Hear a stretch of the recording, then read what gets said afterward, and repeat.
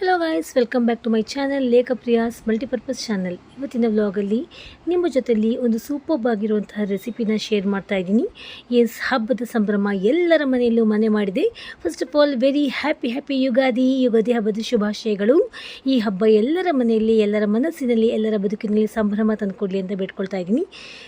ಈ ಹಬ್ಬದಲ್ಲಿ ನಿಮ್ಮ ಜೊತೆಲಿ ನಾನು ಒಂದು ಯೂನಿಕ್ ಆಗಿರುವಂತಹ ರೆಸಿಪಿ ಶೇರ್ ಮಾಡ್ತಾ ಇದ್ದೀನಿ. ಇವತ್ತು ಅಮಾವಾಸ್ಯೆಯ ದಿನ ಎಲ್ಲರ ಮನೆಯಲ್ಲೂ ಒಂದು ವಿಶಿಷ್ಟವಾಗಿರುವಂತಹ ಅಡುಗೆನ ನೀವು ಕೂಡ ಮಾಡ್ಕೊತೀನಿ. ತುಂಬ ಹೆಲ್ದಿಯಾಗಿರುತ್ತೆ, ತುಂಬ ಟೇಸ್ಟಿಯಾಗಿರುತ್ತೆ. ಸೊ ಬನ್ನಿ, ಇದು ಎಲ್ಲ ಜೊತೆಲಿ ಚೆನ್ನಾಗಿ ಪೇರಪ್ ಆಗುತ್ತೆ, ಕತ್ತು ಟೇಸ್ಟಾಗಿರುತ್ತೆ. ದೋಸೆ, ಇಡ್ಲಿ, ಚಪಾತಿ, ರೊಟ್ಟಿ ಎಲ್ಲ ಜೊತೆಲಿ ಸಖತ್ತಾಗಿ ಟೇಸ್ಟಿಯಾಗಿ ಅನಿಸುತ್ತೆ. ಇವತ್ತು ಇದನ್ನ ಮಾಡ್ಕೊತೀನಿ. ಹಾಗಾದರೆ ಬನ್ನಿ ಯಾವ ರೀತಿ ಮಾಡ್ಕೋಬೋದು ಅಂತ ನೋಡ್ಕೊಂಬರೋಣ. ಫಸ್ಟ್ ಇದಕ್ಕೆ ಬೇಕಾಗಿರೋದು ಸೋಯಾ ಚಂಕ್ಸ್. ಈಗೇನು ಅಕ್ಕಪಕ್ಕದ ಅಂಗಡಿಗಳಲ್ಲಿಯೇ ಈ ಸೋಯಾ ಚಂಕ್ಸ್ ಸಿಕ್ಕಿಬಿಡುತ್ತೆ. ಹಾಗಾದರೆ ಈ ಸೋಯಾ ಚಂಕ್ಸ್ ಗ್ರೇವಿನ ನೀವು ಕಲ್ತ್ಕೋಬೇಕಾದ್ರೆ ಈಗ ನೋಡ್ಕೊಳ್ಳಿ. ಈ ಸೋಯಾ ಚಂಕ್ಸ್ ಮಸಾಲಾ ಗ್ರೇವಿಗೆ ನಾವು ಮೊದಲು ಸೋಯಾ ಚಂಕ್ಸ್ ತೊಗೋಬೇಕು. ಇದನ್ನ ನಾವು ಒಂದ್ಸಲ ವಾಶ್ ಮಾಡ್ಕೊಂಡಿದ್ದೀವಿ. ಪ್ಯಾಕೆಟಲ್ಲಿ ಇದ್ರೂ ಕೂಡ ಒಂದ್ಸಲ ವಾಶ್ ಮಾಡ್ಕೊಂಡು ಹಾಕೊಳ್ಳೋದು ಒಳ್ಳೆಯದು. ಇದಕ್ಕೆ ಒಂದು ಗ್ಲಾಸ್ನಷ್ಟು ನೀರು ಹಾಕ್ಕೊಂಡು ಉಪ್ಪು ಹಾಕ್ಕೊಂಡು ನಾವು ಇದನ್ನ ಬೇಯಿಸ್ಕೊಳ್ಳೋಣ. ಈಗ ಒಂದು ಪಾತ್ರೆಗೆ ನಾವು ಇದನ್ನ ಟ್ರಾನ್ಸ್ಫರ್ ಮಾಡ್ಕೊಂಡ್ವಿ. ಒಂದು ಗ್ಲಾಸ್ನಷ್ಟು ನೀರು ಹಾಕ್ಕೊಂಡು ರುಚಿಗೆ ತಕ್ಕಷ್ಟು ನಾವು ಸಾಲ್ಟ್ನ ಹಾಕ್ಕೊಂಡು ಒಂದ್ಸಲ ಇದನ್ನ ತಿರುಗ್ಕೋಬೇಕು. ಈಗ ನಾವು ಇದನ್ನ ಒಂದು 10 ನಿಮಿಷ ಸಂಪೂರ್ಣ ಫುಲ್ ಫ್ಲೇಮ್ ಗ್ಯಾಸ್ ಫ್ಲೇಮ್ ಈಗ ಒಂದು 10 ನಿಮಿಷ ಗ್ಯಾಸ್ ಫ್ಲೇಮ್ ಫುಲ್ ಇಟ್ಟು ಇದನ್ನ ಬೇಯಿಸ್ಕೊಳ್ಳೋಣ. ಅಲ್ಲಿ ನಮ್ಮ ಸೋಯಾ ಚಂಕ್ಸ್ ಬೆಂದ್ಕೊಳ್ತಾ ಇದೆ. ಈ ಕಡೆ ನಾವು ಮಸಾಲೆಯನ್ನ ರೆಡಿ ಮಾಡ್ಕೊಂಡಿದೀವಿ. ಇದಕ್ಕೆ 4 ರಿಂದ 5 ಹಸಿಮೆಣಸಿನಕಾಯಿ, 1/4 ಹಿಡಿಯಷ್ಟು ಪುದೀನ ಸೊಪ್ಪು, 1 ಸ್ಪೂನ್ ಅಷ್ಟು ಗರಂ ಮಸಾಲಾ ಪೌಡರ್, ಅರ್ಧ ಹಿಡಿಯಷ್ಟು ಕೊತ್ತಂಬರಿ ಸೊಪ್ಪು, 2 ಗಡ್ಡೆ ಬೆಳ್ಳುಳ್ಳಿ, 1/4 ಇಂಚ್ನಷ್ಟು ಜಿಂಜರ್ ಅಂದ್ರೆ ಹಸಿ ಶುಂಠಿ, 1 ಅಷ್ಟು ಧನಿಯಾ ಪೌಡರ್, 1 ಸ್ಪೂನ್ ಅಷ್ಟು ಗರಂ ಮಸಾಲಾ ಪೌಡರ್.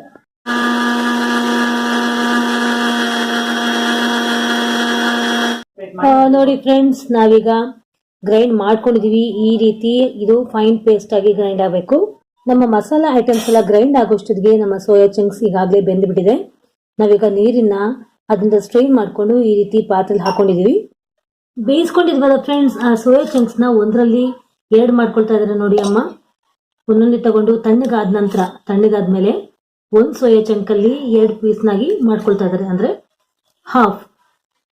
ಈಕ್ವಲ್ ಹಾಫ್ ಆಗಿ ಅಮ್ಮ ಕಟ್ ಮಾಡ್ಕೊಳ್ತಾ ಇದ್ದಾರೆ. ಇದು ಆಲ್ಮೋಸ್ಟ್ ಆಗ್ತಾ ಬಂತು.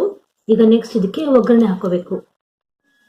ಒಗ್ಗರಣೆಗೆ 1 ಮೀಡಿಯಂ ಸೈಜ್ನ ನೀರುಳ್ಳಿ, 2 ಮೀಡಿಯಂ ಸೈಜ್ನ ಟೊಮೆಟೊ ಹಣ್ಣು ಚಾಪ್ ಮಾಡ್ಕೊಂಡು ಇಟ್ಕೊಂಡಿದೀವಿ. ಇಲ್ಲಿ ತುಪ್ಪ ಆಪ್ಷನಲ್, ನಿಮಗೆ ಬೇಡ ಅಂದ್ರೆ ನೀವು ಕುಕಿಂಗ್ ಆಯಿಲ್ನ ಇನ್ನು ಸ್ವಲ್ಪ ಹಾಕೋಬಹುದು. ತುಪ್ಪ ಹಾಕೊಂಡ್ರೆ ಟೇಸ್ಟ್ ಎನ್ಹಾನ್ಸ್ ಆಗುತ್ತೆ. ಈಗ ಒಂದು ಪಾತ್ರೆನ ನಾವು ಬಿಸಿ ಮಾಡ್ಕೊಳಕ್ ಇಟ್ಕೊಂಡು ಇದಕ್ಕೆ ಅರ್ಧ ಸೌಟ್ನಷ್ಟು ಕುಕಿಂಗ್ ಆಯಿಲ್, 1 ಸ್ಪೂನ್ ಅಷ್ಟು ತುಪ್ಪವನ್ನು ಹಾಕೊಂಡಿದೀವಿ. ನೀರುಳ್ಳಿ ಹಾಕೊಂಡ್ವಿ, ಟೊಮೆಟೊ ಹಣ್ಣು ಹಾಕೊಂಡ್ವಿ, ಅರ್ಧ ಸ್ಪೂನ್ ಅಷ್ಟು ಅಕ್ಕಿ ಪುಡಿ,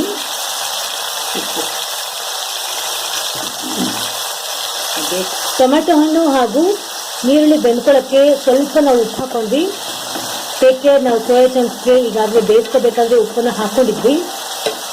ಈಗ ಎಲ್ಲದನ್ನ ಮಿಕ್ಸಪ್ ಮಾಡ್ಕೊಳ್ತಾ ಇದೀವಿ. ಈಗ ನೀರುಳ್ಳಿ ಹಾಗೂ ಟೊಮೆಟೊ ಹಣ್ಣು ಚೆನ್ನಾಗಿ ಇದು ಎಣ್ಣೆಲೆ ಫ್ರೈ ಆಗಬೇಕು. ನಾವು ಬಾಡಿಸ್ಕೊಳ್ತಾ ಇದ್ದೀವಿ.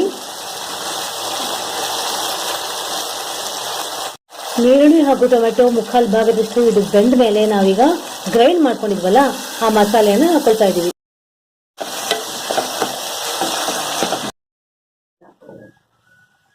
ನೋಡಿ, ಈಗ ನಾವು ಎಲ್ಲ ಮಸಾಲೆಯನ್ನ ಹಾಕೊಂಡ್ವಿ.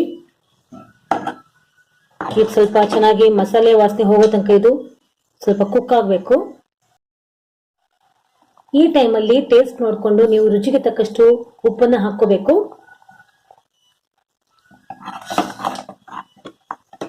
ಇದು ನಿಮಗೆ ಬೇಕಾದ್ರೆ ಈಗ ನೀರನ್ನ ಹಾಕೋಬಹುದು. ಇದು ಯಾವ ನೀರು ಗೊತ್ತಾ ನಾವು ಈಗ ಹಾಕೊಳ್ತಾ ಇರೋದು? ಸೋಯಾ ಚಂಕ್ಸ್ ಬಸ್ತಿದ್ವಲ್ಲ, ಆ ಉಳ್ಕೊಂಡಿರುವಂತಹ ವಾಟರ್ ಬೇಕು ಅಂತ ನಾನು ಅವಾಗಲೇ ಹೇಳಿದ್ದೆ. ಅದನ್ನ ನೀವು ಜಾರ್ನ ಅಲ್ಲಿ ಹಾಕೊಂಡು ಜಾರಲ್ಲಿರುವಂತಹ ಮಸಾಲೆ ಉಳಿದಿರುತ್ತಲ್ಲ ಅದನ್ನೆಲ್ಲ ನೀವು ತಕೊಂಡು ಈ ರೀತಿ ಹಾಕೊಂಡ್ಬಿಡಿ. ಸೊ ಈಗ ಇದು ಚೆನ್ನಾಗಿ ಕುದಿಬೇಕು, ಮಸಾಲೆ ವಾಸನೆ ಹೋಗೋ ತನಕ ಚೆನ್ನಾಗಿ. ಈಗ ನೋಡಿ, ನಾವೀಗ ಪ್ಲೇಟ್ನ ಕ್ಲೋಸ್ ಮಾಡ್ತಾ ಇದೀವಿ. ಗ್ಯಾಸ್ ಫ್ಲೇಮ್ನ ಮೀಡಿಯಂಗಿಟ್ಟು ಇದು ಚೆನ್ನಾಗಿ ಕುದಿಯೋಕ್ಕೆ ಬಿಟ್ಬಿಡಿ. ನೋಡಿ ಫ್ರೆಂಡ್ಸ್, ನಮ್ಮ ಮಸಾಲೆ ಹಾಕ್ಕೊಂಡಿದ್ವಲ್ಲ ಅದು ಈಗಾಗಲೇ ಬೆಂದಿದೆ, ಮಸಾಲೆ ವಾಸನೆ ಹೊರಟೋಗಿದೆ. ಈ ಟೈಮಲ್ಲಿ ನಾವು ಬೇಯಿಸ್ಕೊಂಡಿದ್ವಲ್ಲ ಸೋಯಾ ಚಂಕ್ಸ್, ಬೇಯಿಸ್ಕೊಂಡು ಕಟ್ ಮಾಡ್ಕೊಂಡಿದ್ದಂತಹ ಸೋಯಾ ಚಂಕ್ಸ್ನ ನಾವು ಈ ಗ್ರೇವಿಗೆ ಹಾಕೊಳ್ತಾ ಇದ್ದೀವಿ. ಎಲ್ಲ ಹಾಕೊಂಡಿದ್ದಾದ ನಂತರ ಇದು ಮಿಕ್ಸಪ್ ಮಾಡಿಕೊಂಡು, ಇದು ಹಾಕೊಂಡಿದ್ದಂತಹ ಮಸಾಲೆ ಎಲ್ಲ ಇದು ಹೀರ್ಕೊಳ್ಳುತ್ತೆ, ಅಲ್ಲಿವರೆಗೂ ನಾವು ಬಿಟ್ಬಿಡೋಣ. ಈಗ ಆಲ್ಮೋಸ್ಟ್ ನಮ್ಮ ಗ್ರೇವಿ ಆಗ್ತಾ ಬಂತು, ಸೋಯಾ ಚಂಕ್ಸ್ ಮಸಾಲಾ ಗ್ರೇವಿ.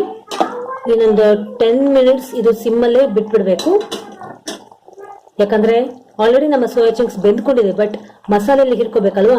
ಸಿಮ್ಮಲ್ಲಿ ಇಟ್ಟು ಇದನ್ನ ಮುಚ್ಚಿಟ್ಬಿಡಿ. ಒಂದು 10 ನಿಮಿಷ ಆದ್ಮೇಲೆ ನಮ್ದು ರೆಡಿ ಆಗ್ಬಿಡುತ್ತೆ. ನೋಡಿ ಫ್ರೆಂಡ್ಸ್, ನಮ್ಮ ಟೇಸ್ಟಿ ಆಗಿರುವಂತಹ ಹೆಲ್ದಿ ಆಗಿರುವಂತಹ ಸೋಯಾ ಚಂಕ್ಸ್ ಮಸಾಲಾ ಗ್ರೇವಿ ಅಥವಾ ಮಸಾಲಾ ಸೋಯಾ ಚಂಕ್ಸ್ ಗ್ರೇವಿ ಏನ್ ಬೇಕಾದ್ರೂ ಹೇಳ್ಬಹುದು, ರೆಡಿ ಆಗಿದೆ. ನೋಡಿ ಎಷ್ಟು ಒಂದ್ ರೀತಿ ಎಮ್ಮೆಯಾಗಿ ಕಾಣ್ತಾ ಇದೆ. ರೆಸ್ಟೋರೆಂಟ್ ಟೈಪ್ ಯಾವ ರೀತಿ ಕೊಡ್ತಾರೋ ಅದೇ ಒಂದು ಟೆಕ್ಸ್ಚರ್ ಅಲ್ಲಿ ಇದು ಕಾಣ್ತಾ ಇದೆ, ಅದೇ ಕಲರ್ ಅಲ್ಲಿ ಕಾಣ್ತಾ ಇದೆ. ರೆಸ್ಟೋರೆಂಟ್ ಅಲ್ಲಿ ಏನ್ ನಾವು ತಗೊಳ್ತೀವಿ, ಬೇರೆ ಬೇರೆ ಗ್ರೇವೀಸ್ ಅಥವಾ ಡಾಬಾದಲ್ಲಿ ತಗೊಳ್ತೀವಲ್ಲ, ಅದಕ್ಕಿಂತಲೂ ಒಂದ್ ಕೈ ತುಂಬಾ ಚೆನ್ನಾಗಿರುತ್ತೆ. ಈ ರೀತಿ ಸೋಯಾ ಚಂಕ್ಸ್ ರೆಸ್ಟೋರೆಂಟ್ ಅಲ್ಲಿ ಡಾಬಾದಲ್ಲಿ ಸಿಗಲ್ಲ. ಸೊ ಹೆಲ್ದಿ ಆಗಿರುವಂತಹ ಈ ರೀತಿ ಗ್ರೇವಿನ ಮನೇಲೆ ಮಾಡ್ಕೊಂಡು ತಿನ್ಬಹುದು. ಚಪಾತಿ ಹಿಟ್ಟನ್ನ ಕಲ್ಸ್ಕೊಂಡು ಅದು 10 ನಿಮಿಷ ರೆಸ್ಟ್ ಮಾಡೋಕ್ ಬಿಡ್ತೀವಲ್ಲ, ಆ ಟೈಮಲ್ಲಿ ಈ ರೀತಿ ನಾವು ಗ್ರೇವಿನ ಮಾಡ್ಕೊಂಡು ರೆಡಿ ಮಾಡ್ಕೊಂಡ್ಬಿಡ್ಬೋದು. ನಮ್ಮಲ್ಲಿ ಚಪಾತಿ ಆಗ್ತಾ ಇದೆ. ಚಪಾತಿ ಹಾಗೂ ಈ ಸೋಯಾ ಚಂಕ್ಸ್ ಗ್ರೇವಿನ ನಾನು ಇವತ್ತು ಕಾಂಬಿನೇಷನ್ ಮಾಡ್ಕೊಂಡು ನನ್ನ ಲಂಚ್ ನ ಮುಗಿಸ್ಬಿಡ್ತೀನಿ. ನೀವು ಇದನ್ನ ಯಾವ್ಯಾವ್ದ್ರ ಜೊತೆಗೆ ನಾವು ಸೂಟ್ ಆಗುತ್ತೆ ಮೇಡಮ್ ಚಪಾತಿ ಬಿಟ್ಟು ಅಂತಂದ್ರೆ, ಬಿಸಿ ಬಿಸಿ ರೊಟ್ಟಿಗೂ ಚೆನ್ನಾಗಿರುತ್ತೆ, ಬಿಸಿ ಬಿಸಿ ಅನ್ನಕ್ಕೆ ಚೆನ್ನಾಗಿರುತ್ತೆ, ಅಂಡ್ ದೆನ್ ಜೀರಾ ರೈಸ್ ಚೆನ್ನಾಗಿರುತ್ತೆ, ಮಸಾಲಾ ರೈಸಿಗೆ ಚೆನ್ನಾಗಿರುತ್ತೆ, ಒಗ್ಗರಣೆ ಕುಷ್ಕ ಅಂತಾರಲ್ಲ, ಒಗ್ಗರಣೆ ಹಾಕಿ ಕುಷ್ಕ ಮಾಡ್ತಾರಲ್ಲ, ಆ ಕುಷ್ಕಗೂ ಕೂಡ ಸೂಪರ್ ಕಾಂಬಿನೇಷನ್. ಸ್ವಲ್ಪ ನಿಂಬೆಹಣ್ಣು, ಈ ರೀತಿ ನಿಂಬೆಹಣ್ಣು ಹಿಂಡ್ಕೊಂಡು, ರುಚಿಗೆ ತಕ್ಕಷ್ಟು ನಿಂಬೆಹಣ್ಣು ಹಿಂಡ್ಕೊಂಡು ಈ ಕಾಂಬಿನೇಷನ್ ಮಾಡ್ಕೊಂಡು ತಿನ್ಬಿಟ್ರೆ ನಂಬರ್ 1 ಟೇಸ್ಟ್ ನಿಮ್ಗೆ ಸಿಗುತ್ತೆ. ಎಲ್ಲರೂ ಇದನ್ನ ಟೇಸ್ಟ್ ಮಾಡ್ಬೋದು. ಮಕ್ಕಳಿಗಾದ್ರೆ ಸ್ವಲ್ಪ ನೀವು ಸಪ್ಪೆ ಮಾಡ್ಕೊಳ್ಳಿ, ದೊಡ್ಡವ್ರಿಗಾದ್ರೆ ಮಾಮೂಲಾಗಿ ಮೀಡಿಯಂ ಖಾರ ಮಾಡ್ಕೊಳ್ಳಿ. ಖಾರ ಜಾಸ್ತಿ ತಿನ್ನೋರು ಖಾರ ಜಾಸ್ತಿ ಮಾಡ್ಕೊಳ್ಳಿ. ಸೊ ಇವತ್ತಿನ ಈ ಒಂದು masala soya chunks gravy is ready. ನೀವು ಈಗಲೇ ಮಾಡ್ಕೊಂತೀನಿ, ಹೇಗಿತ್ತು ಅಂತ ಕಾಮೆಂಟ್ ಸೆಕ್ಷನ್ ಬರ್ದು ಕಳಿಸಿ. ನಾನು ನಿಮ್ಮ ಕಾಮೆಂಟ್ಸ್ಗೋಸ್ಕರ ಕಾಯ್ತಾ ಇರ್ತೀನಿ. ಸೊ ಟೇಕ್ ಕೇರ್, ಬಾಯ್. ಎಸ್, ನೋಡ್ಕೊಂಬಂದ್ರಲ್ಲ, ಇವತ್ತು ನೀವು ದೋಸೆ ಇಡ್ಲಿ ಮಾಡ್ಕೊಳ್ತಾ ಇದ್ರು ಕೂಡ ಅದ್ರ ಜೊತೆಲಿ ಸೂಪರ್ಬ್ ಆಗಿರುವಂಥ ಕಾಂಬಿನೇಷನ್, ಅಥವಾ ಕುಷ್ಕ ಏನಾದರೂ ಮಾಡ್ಕೊಂಡಿದ್ರು ಕೂಡ ಅದಕ್ಕೂ ಕೂಡ ಸಖತ್ತಾಗಿರುತ್ತೆ ಫ್ರೆಂಡ್ಸ್. ಪೂರಿ ಚಪಾತಿ ಎಲ್ಲದಕ್ಕೂ ಚೆನ್ನಾಗಿರುತ್ತೆ. ಈಗ ಬೇರೆ ಅಲ್ಲಲ್ಲಿ ಮಳೆ ಬೇರೆ ಬರ್ತಾ ಇದೆ. ಇಂತಹ ಟೈಮಲ್ಲಿ ಈ ರೀತಿ ಅಡುಗೆಗಳನ್ನು ನೀವು ಮಾಡಿಕೊಂಡು ತಿಂದು ನಿಮ್ಮ ಮನೆ ಮಂದಿಗೆಲ್ಲ ತಿನ್ನಿಸಿ ಸಂತೋಷಪಡಿ. ಹಾಗೂ ಈ ಹಬ್ಬದ ದಿನದಂದು ಕೂಡ ಈ ರೀತಿ ಅಡುಗೆಯನ್ನು ನೀವು ಯೂನಿಕಾಗಿ ಟ್ರೈ ಮಾಡಬಹುದು ಅಂತ ಹೇಳ್ತಾ ಇದ್ದೀನಿ. ಹೆಲ್ದಿಯಾಗೂ ಇರುತ್ತೆ, ಟೇಸ್ಟಿಯಾಗೂ ಇರುತ್ತೆ. ಹಾಗೂ ಎಲ್ಲರಿಗೂ ಯುಗಾದಿ ಹಬ್ಬದ ಶುಭಾಶಯಗಳು. ಎಲ್ಲರಿಗೂ ಒಳ್ಳೆಯದಾಗಲಿ.